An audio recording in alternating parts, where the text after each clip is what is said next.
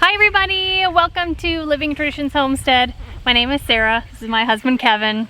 I've been talking to you guys for a couple weeks now that pretty soon we'll be able to put our goats together for breeding. And today is the lucky day for our male goats. We're going to be putting in females, one female for each of them, but we have some things to do first. We've got pens to get ready. We need to figure out who we're going to put in with who. So let's get started. We've got lots to do, and I want to make sure that by the end of today, the males are in separate places and they each have a girlfriend for the month. On our homestead, we raise Nigerian dwarf goats. They're fantastic little goats that are perfect for a small farm or a small homestead. They're dairy goats rather than meat goats. And before we had our cow, Hope, this is what we would milk for our family.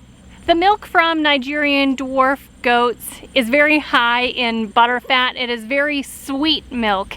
And in our opinion, it is the goat milk that tastes the most like cow's milk. In fact, when we first started keeping Nigerian dwarf goats and I just first started milking them, I was really afraid that if the girls, when they were little, knew that it was goat milk that I was giving to them, they wouldn't drink it. So I played a trick on them and I told them, I just put it into a regular milk jug and, you know, just gave it to them like that, and they never ever suspected that we had switched from cow's milk to goat's milk until about a month later when I told them, and then they were completely fine. We've absolutely loved having Nigerian dwarf goats on the homestead. They're small, they're not a big goat that's not intimidating, and we really love them. One nice thing about Nigerian dwarf goats is that they come into heat, the females come into heat every month or every 28 days. Most of the other types of goats only come into heat one time a year, so you really only have one time a year to breed them. Nigerian dwarf goats, whenever is convenient for you to breed them and whenever is convenient for you to plan for them to have their babies, that's what works for them. So first, each one of our males here will have one companion for a month, and then we'll switch the next month and they'll have another companion for a month. On our homestead, we have 3 separate areas for goats. The biggest area is in the back with our cow, Hope. It's about a 1-acre electric fenced off area that our female goats live in all the time. This penned-in area and a second penned-in area is where we do our breeding. This one also is used for the female goats when they have their babies.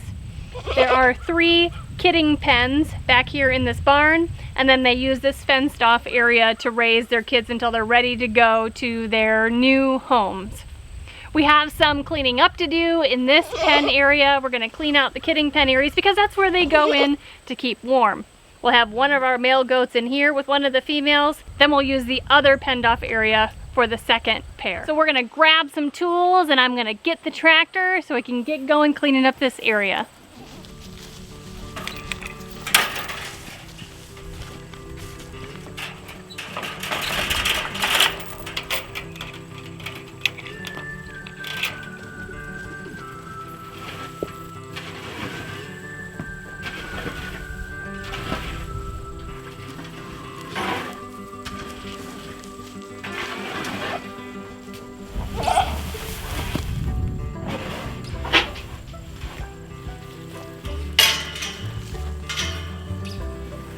Alright, I'm going to entice them with just a little flake of hay so we can try to lock them in this pen so we can open the door and Sarah can go get the tractor.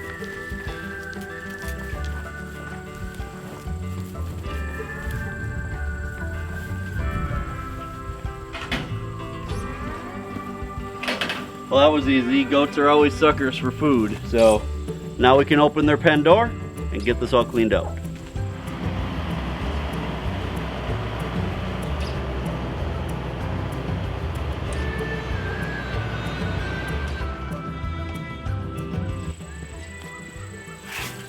When we built this pen, we didn't have a tractor, so I never even thought about making a gate big enough to bring the tractor in. We are going to do an expansion on this pen over the winter, and I'll definitely be putting in an 8-foot gate so we can get in with the tractor.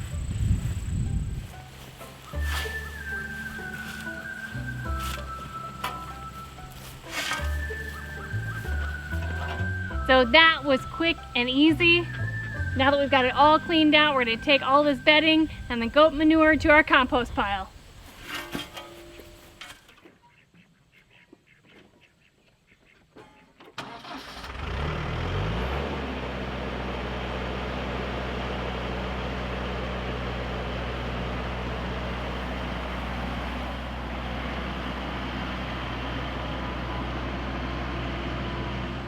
Are you guys ready to come out? We never just keep you guys in here. Okay, now I need to put your bedding down. Let me grab a bale.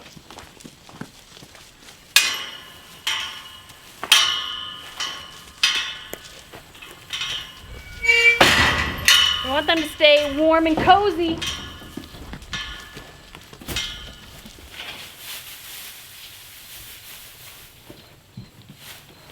This area under this covered barn is so nice for the goats. It keeps them nice and warm and out of the wind, out of the rain. When it gets chilly outside, they can just snuggle up together. It's been working out really well. Okay, these areas are ready. The only thing we need to do in the second area is put some bedding in the shelter. So let's go do that real quick, and then we can introduce the boys to the girls.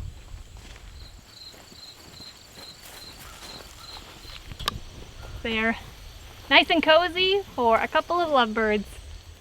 All right, so now that both the pens are cleaned out, it's time to move one of the boys to the other pen. We're hoping that we can move Pluto, which is this boy right here, but if we can't, we'll move Rocky. Pluto's normally a lot harder to catch, so we'll see. They're not as tame as our girls are.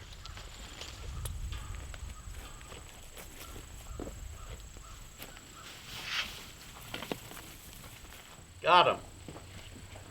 Well, that wasn't as hard as I thought it would be. He made the mistake of going in that kidding pen, made it a little bit easier.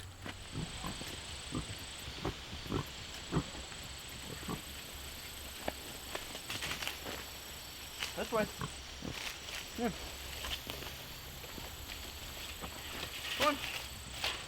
Okay, let's get the girls. We're going to be breeding Rory and Pepper this first go round. I need to put a collar on each of them, and I'll take them to their pen with their boys on the leash. So we need to call them in and get this started. Come on, girls.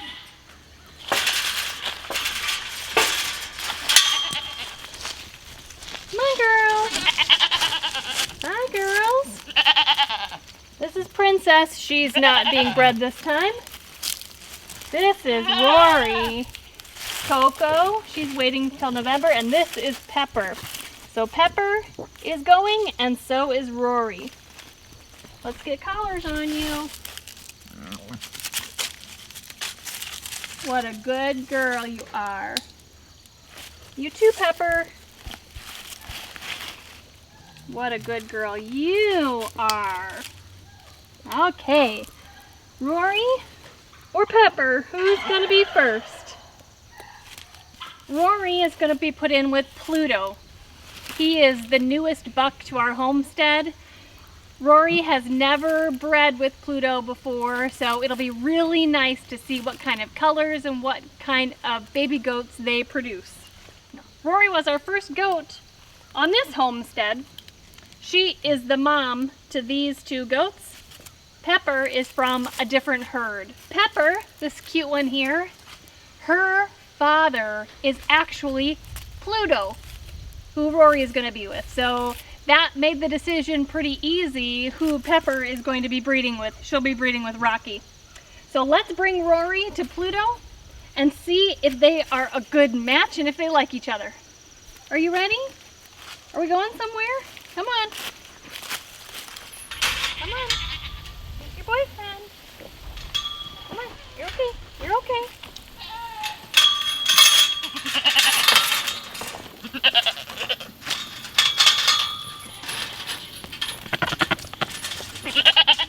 So Rory will stay in here with him for a month, and then we'll switch to another doe. Now, we've had a lot of questions recently. Now that we have a cow, why are we keeping dairy goats? Well, The main reason is for an income source. The registered Nigerian dwarf babies are valuable and they're a good income source for the homestead. Nigerian dwarf goats oftentimes have twins or even triplets, so it's actually a great way to make money on the homestead. We've got 4 does. They could each have 2 or 3 babies. That's a lot of cash in the spring, and so we're going to keep them around for now as another way to make money on the homestead. Okay, now it's Pepper's turn. Gonna go get her and take her in by Rocky. Okay, it's Pepper's turn. Let's go, Pepper. Nope, you can't come along this time, Princess. Next time.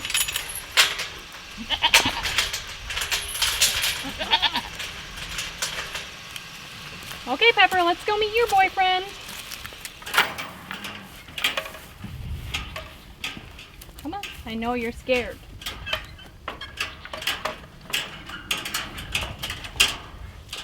Well, this will be Pepper's first time being pregnant. So this is her first time with a buck.